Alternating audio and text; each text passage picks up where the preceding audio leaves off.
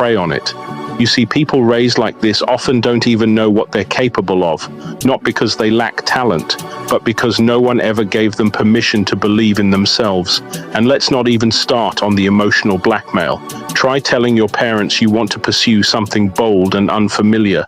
Some parents will say, "Did you pray on it? Are you sure that's what God wants?" Translation: "We are afraid, so you should be too." Now you're walking through life like a driver in a car with the handbrake still on, pressing the pedal, engine running, but never going anywhere. Because even when opportunity knocks, you've been taught to pause and ask for permission.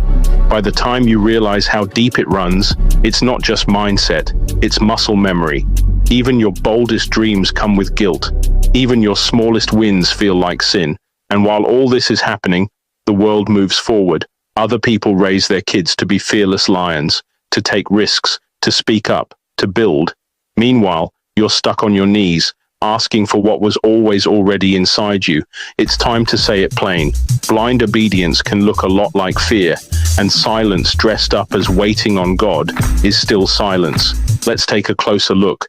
That mindset, the one drilled into us as kids to pray, wait, and stay humble, that's not just happening in your house. That's been happening in millions of Afro-Caribbean homes, generation after generation, country after country, and now we're living with the consequences. We're talking about entire populations raised to depend on divine intervention instead of strategic action, raised to respect elders but not question tradition, raised to work hard but not to own anything, raised to survive, not to build.